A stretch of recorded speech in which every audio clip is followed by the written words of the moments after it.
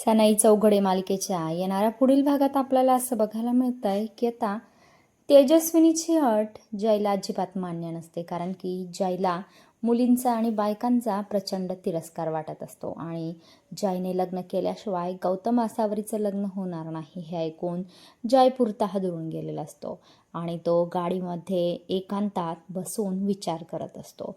त्यावेळेस त्याचे डोळे पाण्याने गच्च भरलेले असतात आणि त्याला भूतकाळातल्या काही घटना आठवत असतात, ज्यामध्ये एक व्यक्ती एका स्त्रीला खूप मारताना त्याला आठवत असते।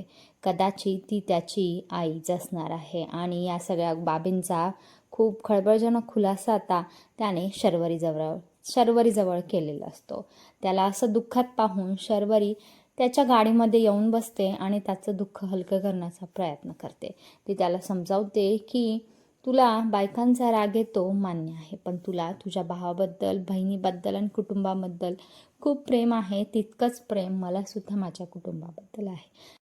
तेजस्विनी काकूंच्या म्हणलेल्या आहेत त्या गोष्टीवर तू पुन्हा एकदा निर्विचार करावास असं मला वाटतं आहे। आपल्याला तुझा भाऊ आणि माझी बहीण यांचा जर सुखी संसार आणि त्यांना सुखात बघायचं असेल तर तुला तुझ्या लग्नाबद्दल नक्कीच विचार करायला हवा आहे। तुझ्या भूतकाळातल्या ज्या काही घटना ज्याच्यामुळे तू हर्ट झालेला आहेस, तरीसुद्धा ते सगळं विसरून तू आता पुन्हा तुझ्या भावासाठी उभं राहिलं पाहिजेस। तू त्यांच्या वडिलांच्या जागी आहेस आणि शर्वरीचे हे धीराचे असे बोल पाहून जयला आता धीर आलेला असतो आणि जयने आता शर्वरीजवळ आपल्या भूतकाळातल्या दुखऱ्या जखमांची खपली काढलेली असते।